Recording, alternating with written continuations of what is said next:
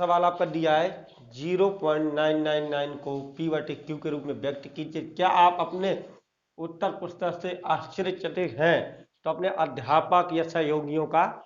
इसमें उसने कहा है अपने अध्यापक की और सहयोगियों का साथ भी ले सकते हैं। तो उसने क्या कहा है, अब देखिए इस सवाल में उसने हल्का सा चेंजिंग की है। क्या चेंजिंग की है? अगर इसी सवाल को वह इस टाइप का अगर लिख कर दे देता हमको, क्या 0.9 के ऊपर बार, अगर 0.9 के ऊपर अगर बार लिख देता तो हम लोग इस सवाल को लगा लेते। लेकिन उसने यहाँ पे क्या किया, इस बार को उसने खोल दिया। जब खोल दिया है तो हमको इसे क्या है, उसने हल डालेंगे सीधा और लिखेंगे x बराबर हमको जिया 0.999, जितने टाइम आपका मन चले उतनी बार लिख लीजिए, 5 बार 10 बार 2 बार, ठीक है। इसके बाद आपको क्या करना है, इसमें बस समीकरण 1 में सीधा लिखना है, समीकरण 1 में 10 का, क्योंकि मैंने क्या कहा, ये क्या लिखा 0.9 के ऊपर बार, हमको दशमलव कहाँ ले आना 9 के बाद, तो लिखेंगे समीकरण 1 में 10 का गुणा करने पर जब गुणा करेंगे तो कितना आ जाएगा, ये 10x बराबर कितना हो जाएगा, ये आपका 9.999, जितने भी आपका मन हो उतने लिख लीजिए। अब क्या करेंगे, सेम वैल्यू हो गई जैसे पिछले सवालों में मैंने बताया था। अब इसको क्या करेंगे, समीकरण 2 से समीकरण 1 को माइनस करने पर क्या लिखेंगे, समीकरण 2 से समीकरण 1 को घटाने पर, जब घटाने पर करेंगे तो क्या हो जाएगा, 10x में से एक x ही आएगा, कितना बचेगा 9x, इसमें से माइनस के दशमलव के बाद वाले सब जीरो हो जाएंगे, क्या बचेगा 9, तो x बराबर क्या आ जाएगा आपका 9/9 बराबर x बराबर आपका 1। वही चीज मैंने पिछले सवाल में आपको बताई थी, जब मैंने कहा था 0.6 ऊपर बार दिया हो तो जब बार हटाते हैं तो क्या लगा देते हैं 9, और इसमें क्या दिया था 0.9 के ऊपर बार, तो क्या करेंगे बार हटाएंगे तो क्या आ जाएगा 9, तो 9 से 9 आपका कट जाएगा तो कितना आ जाएगा 1, वही x का मान कितना आ गया आपका 1 आ गया। अब देखिए आप पांचवा सवाल कह रहा है 1/17 के दशमलव प्रसार में अंकों की पुनरावृत्ति खंडों की, मतलब क्या करना थी, 17 का भाग 1 में देना, लेकिन क्या करना है, संख्या पद की क्या होना चाहिए, संख्या आपकी रिपीट नहीं होनी चाहिए, कोई भी संख्या आपकी रिपीट ना होनी चाहिए, जो भी हम भाग दें तो संख्या बार बार आपको ना मिले, और आपको ऐसा कर देना कि कब तक हम भाग देंगे, या तो पूरा भाग चला जाए या तो फिर संख्या रिपीट होने लगे, जब तक हम इसको भाग देंगे। तो किसका 1/17 देना है, तो 1/17 में क्या करेंगे, भाग तो 17 का जाएगा नहीं तो दशमलव लगाएंगे, यहाँ 0 लगा देंगे, फिर भी भाग नहीं जा रहा, फिर 0 लगा देंगे, यहाँ 0, तो यह हो जाएगा 100, तो 17 पना 85, तो कितनी बार गया 5 बार, 17 पना 85, इसको माइनस करेंगे कितना आ जाएगा 15 आ जाएगा, फिर इसमें भाग नहीं जाएगा तो 0 लगा देंगे, तो 17 अट्ठे 136, तो जब 136 हो जाएगा तो क्या हो जाएगा, इसको 10 में से 4 गए, 10 में से 6 गए तो 4 बचा, या 4 में से 3 गया तो 1 बचा, आपका 14 आ गया, फिर इसमें हम 0 लगाएंगे तो फिर क्या होगा 17 अट्ठे 136, फिर माइनस करेंगे कितना आ जाएगा आपका 4 आ जाएगा, फिर इसमें भाग नहीं जाएगा तो फिर 0 करेंगे, तो 17 दूनी 34, 34 करेंगे कितना बचेगा यहाँ 6, इसमें फिर क्या करेंगे फिर 0 लगाएंगे, 17 या 51, तो 51 लगाएंगे और कितना है 10 में से 9 गया 1 गया तो 9 बचेगा यहाँ, ये 0 आपका, फिर इसमें हम क्या करेंगे फिर 0 लगाएंगे, तो 17 पना आपका क्या हो जाएगा 85 आपका हो जाएगा, 17 पना आपका 85 हो गया, फिर इसको माइनस किया कितना आया 5 आया, फिर इसमें हमने क्या किया 0, 17 दूनी 34 लगा दिया, 17 दूनी जब 34 किया तो कितना आया यहाँ 6 आया, और ये बचा था आपका 4, 4 में से 3 गया 1। हमको कब तक भाग देना, जब तक कि कोई संख्या हमारी रिपीट ना हो, अब इसमें कोई संख्या भी रिपीट तो नहीं हो रही है, तो फिर हम क्या करेंगे 0 बढ़ाएंगे और 17 नम्मा 153, 153 करेंगे कितना आएगा, 7 में से 10 में से 3 गया तो 7 आया, और यहाँ 6 5 में से 5 गया 1 में से ये आपका क्या करेंगे 0 कर देंगे, तो फिर क्या करेंगे 17 का 34 17 की 51, 17 चौको 68, यहाँ 68 करेंगे और माइनस करेंगे कितना आएगा 2, फिर भाग नहीं जाएगा 0 कर देंगे, तो 17 एकम 17 घटाएंगे कितना आएगा आपका 3 आएगा, फिर भाग नहीं जाएगा 0, 17 दूनी 34 ज्यादा हो जाएगा, 17 एकम 17 घटाएंगे कितना आएगा 3, और यहाँ आपका 1 आ जाएगा। फिर इसमें हम क्या कर देंगे 0, 17 छक्का 119,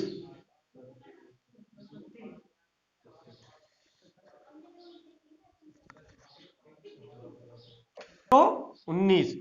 7 बार जाएगा, कितना बचेगा इसमें आपका, इसमें बचेगा कितना,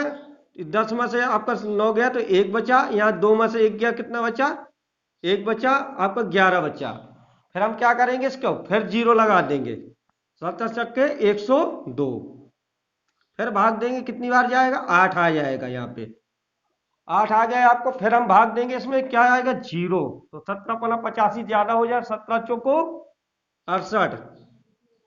तो 10 में से आपका 8 गया तो कितना बचा 2, यहाँ 7 में से 6 गया तो 1, 12 आपका बचेगा। फिर आपको क्या करना, फिर इसमें आपको देंगे 0, तो 17 सत्ते 119,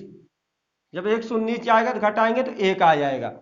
जब आपका 1 आ गया तो फिर क्या करेंगे भाग देंगे 0, जब फिर भाग नहीं जाएगा फिर क्या करेंगे दशमलव को लगाएंगे ना 0, फिर बढ़ाएंगे तो यहाँ 0 हो जाएगा, क्या हो जाएगा 100 आ गया। अब देखिए यहां से ये संख्या फिर आपको दोबारा वही मिल गई, 17 पना 85, फिर आपको वही सवाल मिल जाएगा। तो हमको कहां तक संख्या हमको रिपीट हुई है, यहां तक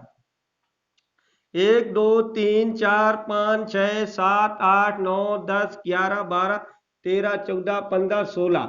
ये 0 नहीं लगाएंगे क्योंकि 0 दोबारा आ रहा है, तो कहां तक हमको संख्या मिली है, यहां तक मिली है। कितने बार कितने अंकों में मिली हमको, 16 अंकों बाद हमारी अंकों की क्या होगी, अधिकतम संख्या कितने होंगे, अधिकतम संख्या हमारे 16 होंगे, 16 अंकों बाद ये संख्या हमको दोबारा पुनरावृत्ति के रूप में मिलेगी, और यह क्या है हमारी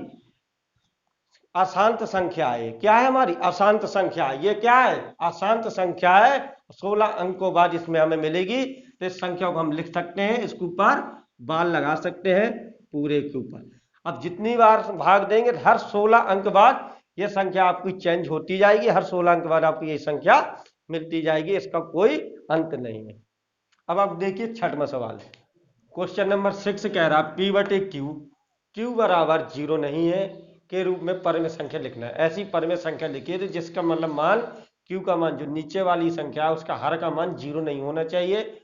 और उनके अनेक उदाहरण लीजिए, और उनके उदाहरण लेकर भी हमको दिखाना है। पी और क्यू पूर्णांक है जो, और कह रहा इनका कोई भी एक के अतिरिक्त कोई भी अन्य उभयनिष्ठ गुणनखंड नहीं होना चाहिए। सबसे बड़ी उसने बात क्या कही है, एक के अतिरिक्त कोई भी क्या होना चाहिए उभयनिष्ठ, मतलब उनका जो मासा होना चाहिए सिर्फ एक आए, एक के अलावा कोई आपका क्या हो मासा ना आए क्या, और ये देखिए इसका शांत दशमलव निरूपण भी हो, और क्या हो अशांत ना हो भिन्न, आपकी जो भिन्न होना चाहिए क्या होना चाहिए शांत होना चाहिए। क्या आप ये अनुमान लगा सकते हैं कि पी और क्यू में कौन सा गुण अवश्य संतुष्ट करेगा, कौन सा गुण आपका मतलब क्लियर होगा, तो ये आपका जो मासा होना चाहिए, जैसे भिन्न दी है आपकी जो भी भिन्न होगी आपकी पी बटे क्यू के रूप में भिन्न होगी, इसका मासा क्या आना चाहिए आपका 1 आना चाहिए, मतलब परमेय संख्या होना चाहिए आपका। परमेय संख्या कब होती है, जब पी और क्यू में क्यू का मान 0 ना हो, इनका मासा 1 हो। आपका क्या होना चाहिए मासा आपका कितना होना चाहिए 1 होना चाहिए, और ये जो संख्या आपका हर होगी इसका अगर हम भाग दें तो यह संख्या हमारी क्या होना चाहिए शांत होना चाहिए, डॉट डॉट में या हमारा बार के ऊपर नहीं आना चाहिए। तो क्या आप ये अनुमान लगा सकते हैं कि ऐसा कैसे हो सकता है, तो देखते हैं हम कैसा होगा। इसके कुछ उदाहरण हम लेते हैं, जैसा कि हमने पहला उदाहरण लिया क्या 1/2, 1/2 का मासा क्या होगा 1 होगा। दूसरा हमने उदाहरण ले लिया 1/4, 1/4 का मासा क्या होगा 1। अब हमने ले लिया 1/5, क्या ले लिया 1/5, 1/25, 1/25 ले लिया हमने।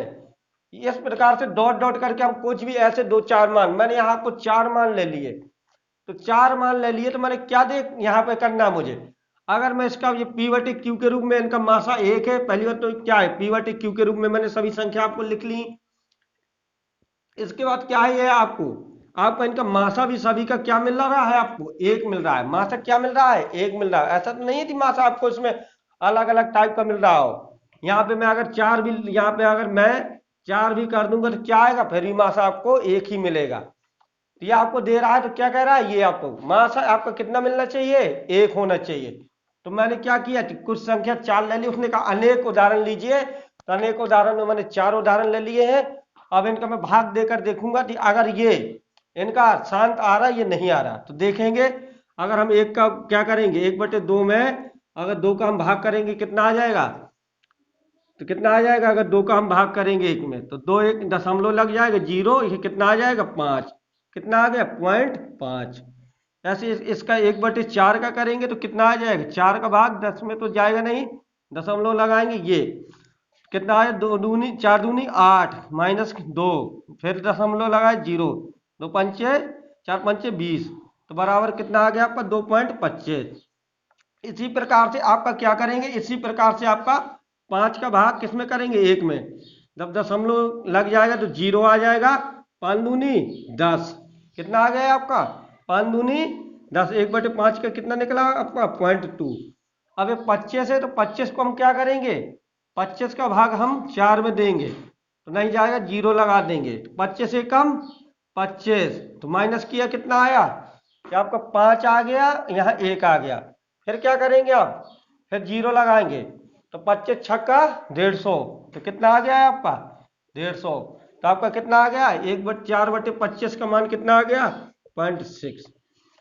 तो हमने यहाँ पे क्या देखा, एक चीज हमको यहाँ पे कॉमन आपको देखने को मिली होगी, जितने भी आपके ये मान है, हर के मान है, ये आपके हर के मान किस रूप में है, या तो दो की पावर के रूप में है, दो की पावर m है, या पांच की पावर n के रूप में। या तो पांच के गुणांक है, या तो दो के गुणज है, या तो दो के गुणज है, या तो पांच के गुणज है। अगर आपके दो के गुणज या पांच के गुणज के रूप में कोई भी संख्या आप नीचे रखते हैं तो आपका ये क्या होगा, शांत दशमलव निकलेगी। तो शांत दशमलव का एक नियम यहां से निकला है, अगर कोई संख्या हमसे डायरेक्ट पूछता है ये संख्या शांत है अशांत है, तो हम क्या करेंगे, अगर उसका हर है जो नीचे का क्यू का मान है, अगर दो की पावर m और पांच की पावर n, अगर दो की पावर m या पांच की पावर n और दो और पांच के अगर पावर के रूप में निकलता है तो वो संख्या आपकी क्या होगी, शांत निरूपित होगी। अगर दो के पावर या पांच के पावर के रूप में नहीं निकलती तो आपकी अशांत निरूपित होगी, जैसे कि 1/3, ये क्या है, आपकी अशांत निरूपित निकलेगी। इस सवाल में कुछ नहीं था, नॉर्मल आपको बताना था कि किस रूप में। तो हमें क्या अनुमान लगा सकते हैं, इसका कौन सा गुण अगर संतुष्ट है, तो लिखेंगे इसका दो की पावर m और पांच की पावर n के रूप में क्या है, n के रूप में इसका गुण संतुष्ट करता है, इतना हम लिखेंगे।